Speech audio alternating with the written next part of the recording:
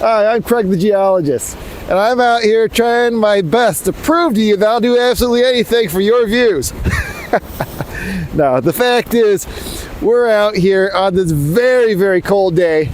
We're going to be looking at ice volcanoes that are forming right behind me.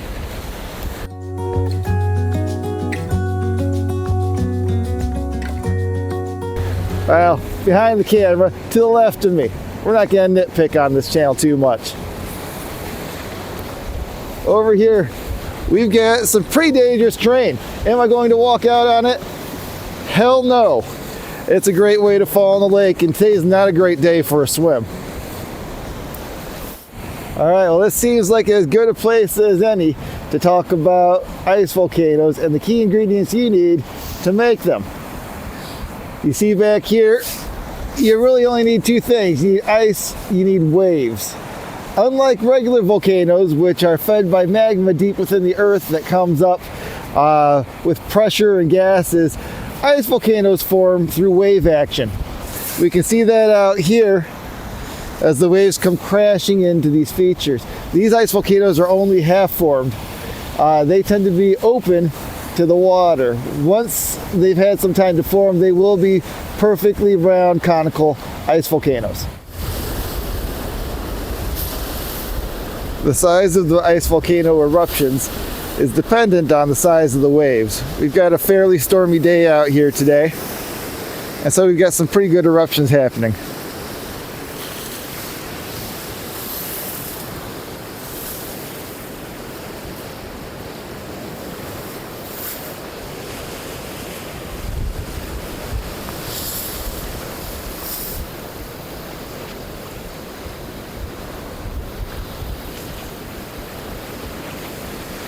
Now you can see in places like this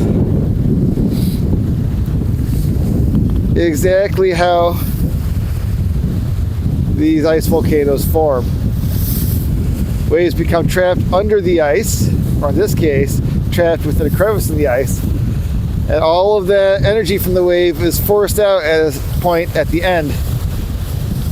That wave rockets up, splashes up, and all that sloshing water creates another layer of ice that's going to build that ice volcano higher and higher.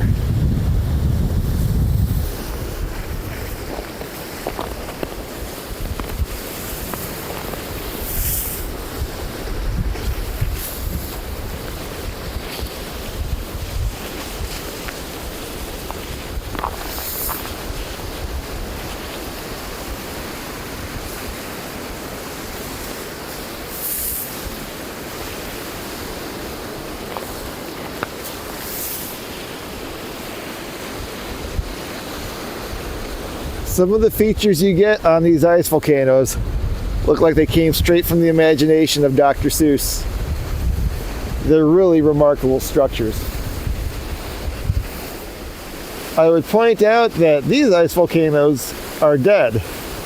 You'll notice that there's no longer water erupting from the craters of any of these guys. The fact is, they're now cut off from the lake water by thicker ice. And that's the fate of all the ice volcanoes. They make their way out with the lake ice until the water becomes deep enough that the waves are no longer large enough to crash up through it.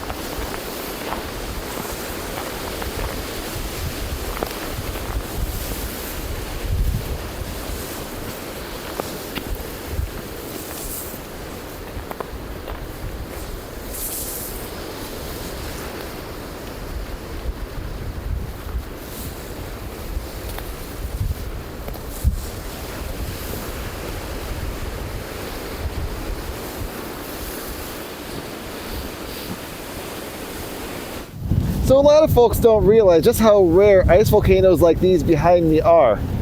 But in order to get ice volcanoes, you need a lake that is similar in size to a small ocean and you need frigid cold weather. You can't get these on a small lake because you don't get waves of this size. You need the kind of waves the Great Lakes are famous for, the kind of stuff that can sink ships. You also need incredibly cold weather to freeze those waves. It can't be cold all the time, or the whole lake freezes, of course. And it can't be salt water in general because salt water requires much lower temperatures to freeze. And if the temperatures get that low, the ice tends to build its way out across the ocean. And you don't get the ice forming over shallow water like this that you need for the waves to break through the ice. Because if the ice is way out over deep water, the waves just don't get big enough. Waves break when they come to shore. And so you need this kind of environment right here where the lake ice is only going out a few dozen feet, a few feet. Once you get out there more than a quarter mile or so, you're not going to see any ice volcanoes at all. There are probably places on the planet, in the Arctic and Antarctic, where you do get ocean ice volcanoes forming, but we just don't hear about them. Cards on the table, I haven't spent a lot of time in Antarctica or the Arctic. It feels like it out here sometimes, but it's not the same.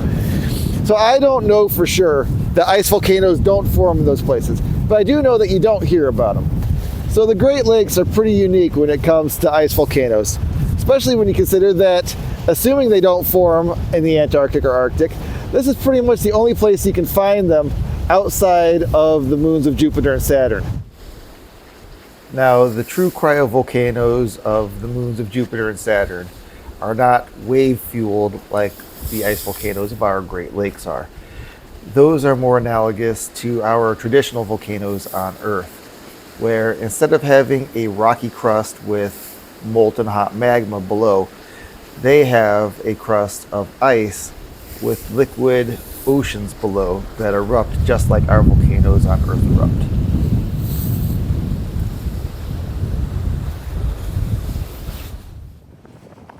So at this point, there's a storm blowing in, and the wind is really howling. The microphone did not like that at all, so I've had to nearly mute the audio, and that's why you're getting voiceover now. You can tell it's voiceover because I'm not shouting at you. You'll have to forgive me for doing that during some parts of this video. I'm sure I'll get better as I get more practice going forward. So what I hope you're able to see a bit of here are some more delightfully Dr. Seussian features. These guys, beyond on the edge of the ice, out in the water itself, there are some pilings for a long-gone pier that have developed mounds of ice on top of them. They look a bit like Mario Brothers style mushrooms out there. Unfortunately, the cold weather had frozen my camera and it didn't have the processing power to autofocus anymore. So every time I zoomed in on it to try to give you all a better look, all you saw was blurry mess. It was really disappointing. So I did the best I could out there. Apparently, what I have to do is keep my camera in my pocket on a cold day until I'm ready to use it. Or, alternatively, just not film in brutally cold weather like this. That's probably the option I'll go with.